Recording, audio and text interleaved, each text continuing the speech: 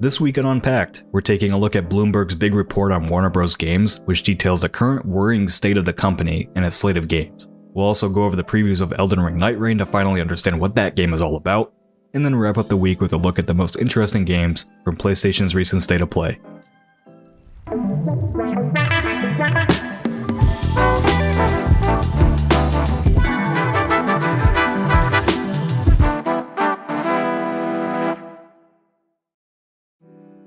If you've forgotten over the last half decade that Warner Bros. Was a big video game publisher, I wouldn't blame you.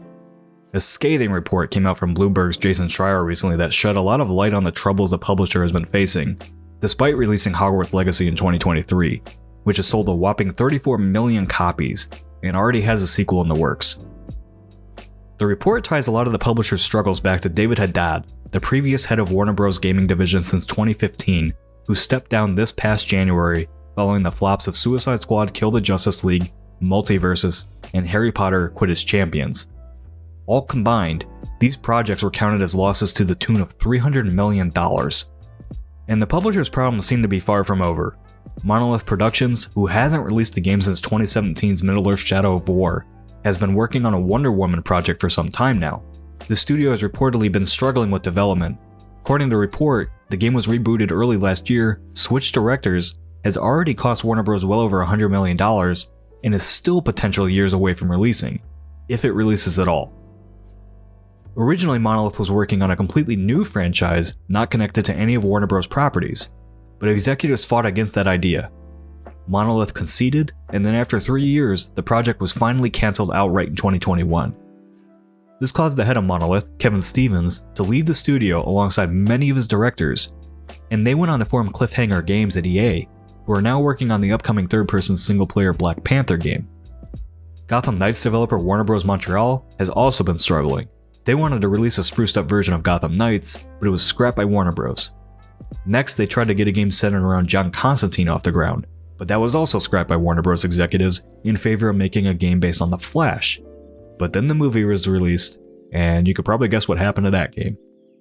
Leadership at that studio resigned in response. And of course you have Rocksteady. You already know the story behind most of that, and his leadership has also left to form 100 Star Games, which is working on a AAA single-player action-adventure game in partnership with Xbox. As for Rocksteady itself, the team is reportedly working on a new Batman game, which is years away from release. Now stop me if you've heard this one before. Many of the employees Schreier interviewed indicated that Haddad, a Harvard Business School graduate who found his way into games through the toy and entertainment industry, pretty clearly didn't play video games, and that made him hard to work with for developers. He joined Warner Bros. In 2013, and by 2015 was leading the games division. For perspective, Warner Bros. Published Middle-earth: Shadow of Mordor in 2014, then Batman Arkham Knight and Mad Max in 2015, which were all well received, and then in 2017, they published Middle-earth: Shadow of War, which was mired in controversy due to including loot boxes and microtransactions in a single-player game. After Shadow of War, the company's output aside from Hogwarts Legacy has just been live service failure after live service failure. Back 4 Blood, while it sold well, didn't reach the expectations set by Warner Bros. Suicide Squad bombed hard. Multiversus just announced it's shutting down. Quidditch Champions underperformed.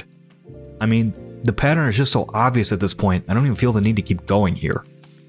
The studios Warner Bros. Had under their belt were incredibly talented. Monolith and Rocksteady both changed the game for licensed IP with the Arkham series and Middle-earth, and the fact that executives came in and utterly botched both of those studios for a decade before most likely resigning with a golden parachute is maddening. Warner Bros. Has an incredible amount of massive IP under its belt with the DC Universe, Game of Thrones, Harry Potter. It's wild how badly they've missed on the potential of what they were once building, with Rocksteady and Monolith leading the way, and have now been easily overtaken by Disney, who is licensing their IP out to a number of different talented studios. Since restructuring Unpacked, I've had to repeat the same story almost verbatim for Sony, Ubisoft, EA, and now Warner Bros. Taking studios that were successful and created good games, only to put them on live service projects they weren't built for, or games that the studio were pushed to make at the behest of executives who think they know better, only to have their games cancelled and studio leadership walk away. You can't blame executives for everything. Sometimes a bad game is just a bad game. But in the case of these mega publishers just throwing away hundreds of millions of dollars, the same story keeps coming out of these places, and the studios are the ones that suffer, while those executives often just get to move on with big sack of cash.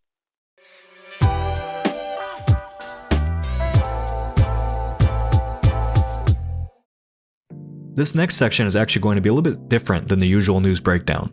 The first Elden Ring Nightrein previews dropped this week, and to be perfectly honest with you, until making this video, I really had no idea what that game was, and I bet you might not either.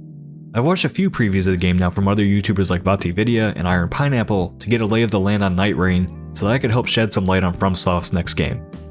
In essence, and stick with me here, Nightrein mixes elements of extraction and battle royale games, roguelikes, and of course the traditional Souls formula to make something that looks surprisingly fun and unique.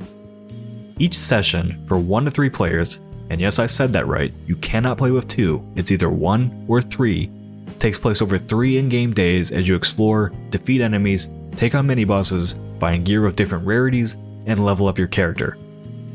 Each night you fight a difficult boss, with the ultimate goal of taking on one of the extra difficult Night Lord bosses to complete the run on the 3rd day. Oh, and while you're doing that, there's an ever-encroaching wall of Night's Tide that basically acts like a battle royale death wall pushing you towards the center of the map. The other big change to the usual From Software design is that you'll choose from one of 8 pre-designed character classes rather than building one from scratch.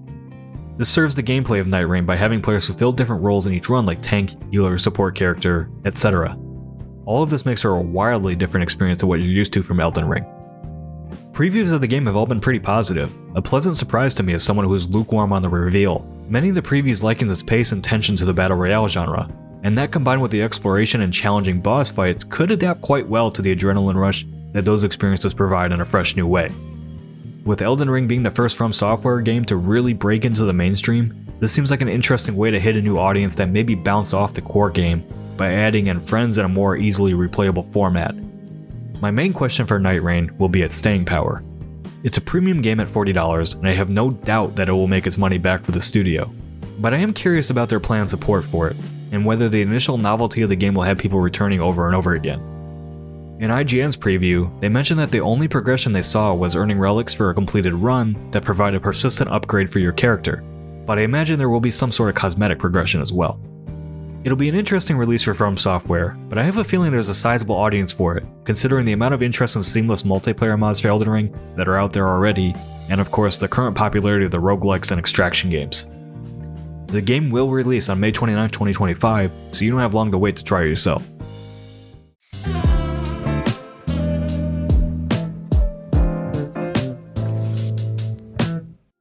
On Wednesday, we got the latest PlayStation State of Play, and it was packed with quite a few interesting games. I won't do a full recap of the event, you can watch the latest episode of Firelink for that, but I did want to take a quick moment to highlight a few of the games I was most interested in to wrap this week up. Hell Is Us is the latest game from Rogue Factor, the studio behind Mordheim, City of the Damned, and Necromunda Under Hive Wars. It's an action-adventure game that is not a Souls-like, nor is it open world, but does have open level design. And one of the reasons I'm very interested in this game is that like Kingdom Come Deliverance 2, the game wants you to be really immersed in its world, and won't be using any map or compass to lead you around. The game has a heavy mix of investigation, exploration, and action combat as the developers really want you to have control of your own adventure, as they put it. Previews on the game have been really positive thus far, so this one is high up on my ones to watch list, even making its way into my fantasy board for Firelink. Hell Is Us releases on the PC, Xbox Series S and X, and PS5 on September 4th, 2025. The Midnight Walk is from Studio Moonhood, which was founded by the creators of Lost in Random, an EA Originals title developed by the studio previously known as Zoink. The game is a dark fantasy first-person adventure game with a world made entirely with clay that was then rendered in-game with stop-motion animation. I still don't know a whole lot about this one, but the incredible art and most recent trailer made it look like a nice mix of adventuring with some first-person shooter gameplay. It will be released on May 8th, 2025 for PC and PS5. PlayStation had a lot of cool-looking action-adventure games in their showcase this time around, but the one that caught my eye the most was the newly announced Tides of Annihilation, in development at Eclipse Glow Games. This is a new studio from China with backing from Tencent, and a lot of action game pedigree at the studio. According to the developers, the game is a reimagining of Arthurian legend, set in a twisted version of modern London, cataclysmically altered by an otherworldly invasion. The trailer gave off heavy vibes of the original God of War games, with towering boss battles and big cinematic moments, and I'm all aboard for that. No release date on this one yet, but it's planned for PC, PS5, and Xbox Series consoles in the future. Lastly, we finally got a glimpse at what the developers at Housemarque are cooking up after the excellent Returnal. Seriously, if you haven't played Returnal yet, get on that. It's a fantastic game that more people need to play. It's tough, but the gameplay, atmosphere, and narrative structure are so damn good. Seiros isn't a sequel to Returnal, but is definitely building on a lot of what the team leaned into back in 2021, with a shape-shifting world with some distinct differences like permanent resources and progression so that when players die, they come back stronger on each run. Seiros isn't releasing until 2026 on PS5, but after Returnal, I'm on board for whatever this team puts out next. And that's all for this week. Hopefully next week we get some stories that aren't about layoffs or corporate meddling to cover. It's been a bleak start to the year for many in the games industry, and it doesn't seem like there's any sign of it slowing down with news of layoffs at Crytek, Unity, BioWare, and more. Here's hoping Xbox has a solid launch on their hands with Avowed next week, which Jenna Stieber and I will be streaming on Tuesday at 3 PM Central. See you then, and right back here next Friday for more Unpacked.